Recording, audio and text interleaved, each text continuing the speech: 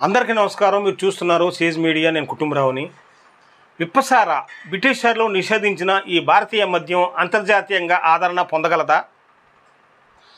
ఆంధ్రప్రదేశ్, తెలంగాణ, ఛత్తీస్గఢ్, ఒరిస్సా రాష్ట్రాల సరిహద్దు గిరిజన గ్రామాలైన చింతూరు, ఏడుగురాళ్ళపల్లి, ఛత్తీస్గఢ్ రాష్ట్రంలోని కుంటా సంతలో కళ్ళు అమ్మకాలు జోరుగా సాగుతున్నాయి.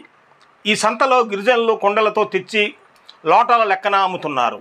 వీరికి సారా తయారు చేసుకోవచ్చు. ప్రభుత్వం వారికి ప్రత్యేకత వెసులుబాటు కల్పించింది. అవి విప్పసారాయి, తాటికల్లు, ఈతకల్లు, కొబ్బరికల్లు, పౌడర్ కల్లు ఇలా గిరిజనులు తెచ్చి అమ్ముతున్నారు. వాటి గురించి మనం ఈ వీడియోలో తెలుసుకుందాం. వాటి చరిత్ర గురించి వివరంగా, మరి ముఖ్యంగా కళ్ళు గురించి తెలుసుకుందాం. కళ్ళు ఒక ఆల్కహాల్ కలిగిన పానీయము. దీనిని తాటి చెట్టు, ఈత చెట్టు మొదలైన సామే కుటుంబానికి చెందిన అనేక చెట్ల నుండి తీస్తారు. ఇది చిక్కని తెల్లని ద్రవం. కళ్ళును ఆఫ్రికా ఖండము, దక్షిణ భారతదేశము, ఫిలిప్పీన్స్ మొదలైన ప్రాంతాలలో వాడతారు. దీనిలాంటి మరికొన్ని మత్తు పానీయాలు బంగుసారాయి, దీనిని వారిని అని కూడా పిలుస్తారు. ఈతకల్లు. ఈత చెట్ల నుండి ఈ కళ్ళు లభిస్తుంది. ఈత చెట్లకు కల మట్టలను 4-5 సార్లు చెక్కడం ద్వారా ఆ మట్టల నుండి వచ్చే కళ్ళును కుండలు కట్టి సేకరిస్తారు. మొదటగా లోపలి మట్టను చెక్కి వారం రోజుల పాటు దానిని అలాగే వదిలిపెడతారు. వారం రోజుల అనంతరం మళ్ళీ చెక్కుతారు. అప్పటి నుండి కళ్ళు కారటం మొదలవుతుంది. మట్టలకు కట్టిన కుండను 3 రోజుల తరువాత తీస్తారు. అప్పటి ముందు కారిన కళ్ళు పులిసి తరువాత కారిన కళ్ళుతో కలిసి మరింత నిషానిచ్చేదిగా మారుతుంది. తాటికల్లు. తాటి చెట్ల నుండి లభించే ఈ కళ్ళు కూడా దాదాపు ఈతకల్లు మాదిరిగానే లోపలి మట్టలను చెక్కడం ద్వారానే తీస్తారు. కాకుంటే ఈరోజు కట్టిన కుండ మరుసటి రోజు తీసేస్తారు. నిల్వ కళ్ళు తాగటం తక్కువ. తాటి చెట్ల నుండి తీయబడిన వెంటనే వచ్చే కళ్ళు నిషాలే కాకుండా సాధారణంగా లెమ్కా రుచిని కలిగి ఉంటుంది. కొబ్బరికల్లు కొబ్బరి చెట్లకున్న మొవ్వలకు కొసబాగాన కోసి అక్కడ కళ్ళు కుండను కడతారు. ఈత, తాటి మొదలైన చెట్లకు ఒక కుండనే కడతారు. దాని కొబ్బరి చెట్లకు ఎన్ని మొవ్వలు ఉంటే అన్ని కుండలను కడతారు. ఇది దీని ప్రత్యేకత. ఇది చాలా రుచిగాను నిషా తక్కువగాను ఉంటుంది. తాజా కొబ్బరి కళ్ళు ఆరోగ్యానికి ఎంతో మేలు. తాజా కొబ్బరి కళ్ళును నేరా అంటారు. కల్తీ కళ్ళు అతి చెట్ల నుండి దీనిని సేకరిస్తారు. విప్ప చెట్టు సమీపంలో ఒక గొయ్యి త్రవ్వి అక్కడ కనిపించిన విప్ప చెట్లు పేరును కొంతమేర కోసి విప్ప చెట్టు వేరును కొంతమేర కోసి దాని కింద ఒక చిన్న కుండను కట్టి పైన మూత పెడతారు. ఆ వేరులో నుండి కారిన రసాన్ని సేకరిస్తారు. ఇది గిరిజనులు ఎక్కువగా తయారు చేస్తారు. ఇది ఆరోగ్యానికి చాలా మంచిదట.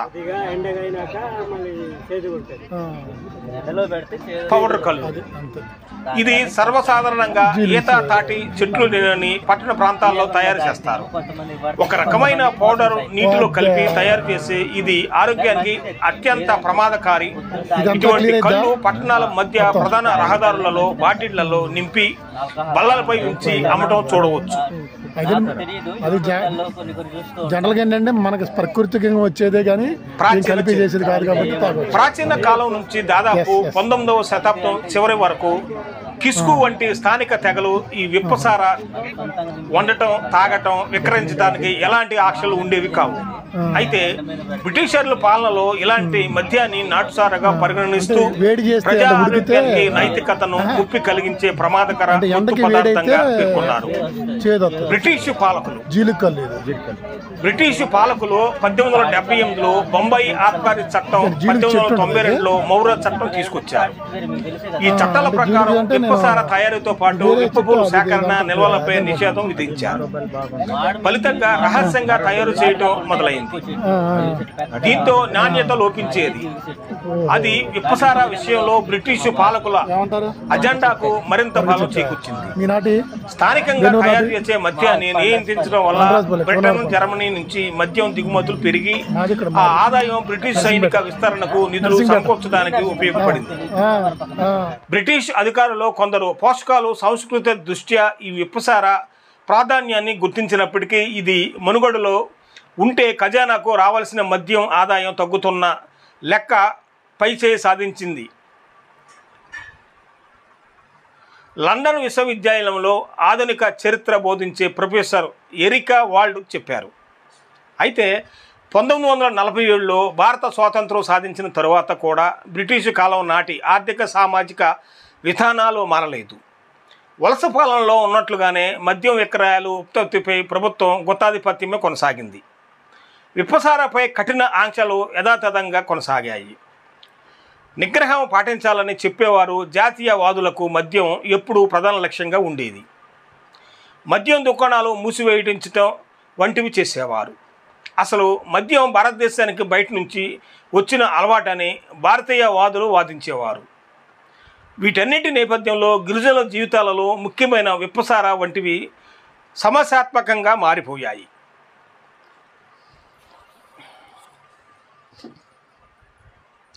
ఇలాంటి పరిస్థితుల్లో విప్పసారా నాణ్యత ఉండదని, తాగితే ప్రమాదం అని చెబుతూ గిరిజనులు దాన్ని తయారు చేయకుండా, తాగకుండా, స్థానిక సంతలలో అమ్మకుండా నిషేధం కొనసాగించారు.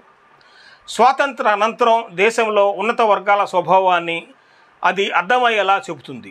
మార్నింగ్ అంటే తీయగా ఉంటుంది, ఎండ మీద పెడితే కొంచెం చేదు వచ్చేసి అంటే వేడి చేస్తే అంటే ఉడికితే అంటే ఎండకి వేడైతే చేదు వస్తుంది. జీలుగు కళ్ళు రెండు తాడి కళ్ళైనా అంతే, జీలుగు కళ్ళైనా అంతే. జీలుగు చెట్టు ఉంటుంది అది, చెట్టు వేరే ఉంటుంది, తాడి చెట్టు వేరే, మీకు తెలిసే కదా. అంటే జీలుగు అంటే నేను ఇది వేరే చెట్టు, అది ఇది అంటది పేరు అదే అనుకుంటున్నాను. మాడు మిల్కిళ్ళు గాడిదలు ఉంటాయి కదా ఎక్కువ చెట్టు, పెద్దగా ఏ జీలుగు చెట్టు. ఓహో, దాన్ని ఇంకో విధంగా కూడా చెప్తారు మా భాషలో, ఏమంటారు? వరగ చెట్టు అని. వరగ చెట్ట మీ నాటి బెన్నూరు నాటి మా పండరాజపల్లి కోనవరపన మాది, ఇక్కడ మాది నర్సింగ్పేట. ఈ నర్సింగ్పేట కొద్దిగా ఎండగైనాక మళ్ళీ చేదు ఉంటుంది, ఎండలో పెడితే చేదు అది అంతే. దానివల్ల కొంచెం మనకు జీలుగు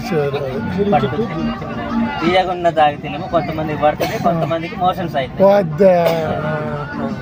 మంచిది ఏదైనా ప్రశ్న ఇదంతా క్లియర్ అయిద్దా మొత్తం? తాగిన కల్లే మంచిది అంటారు.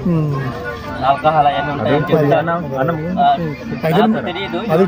కొన్ని చూస్తూ జనరల్గా ఏంటంటే మనకి ప్రకృతికంగా వచ్చేదే కానీ ఏం కలిపి చేసేది కాదు కాబట్టి తాగొచ్చు. ఎస్ ఎస్ కలిపి అంటే ఇప్పుడు మనం తాగుతున్నాం కదా, అది సొంతంగా దింపేది అయితే కలిపి. ఇది విప్పసారా గురించిన వివరాలు. మరి మనం చూస్తున్న ఈ విప్పసారా ఏడుగురాళ్ళపల్లి, కుంట, చింతూరు మరి సంతలలో ప్రత్యేక ఒక బజారులుగా ఒక 100 నుంచి 500 పైనే ఉంటారు అమ్మకందారులు. మరి గిరిజనులు కాచి వడపోచి ఆ తెచ్చిన కళ్ళును వీరు లోటాల ద్వారా విక్రయిస్తూ ఉంటారు. ఇది నేటి వీడియో. చూస్తూనే ఉండండి సేజ్ మీడియా.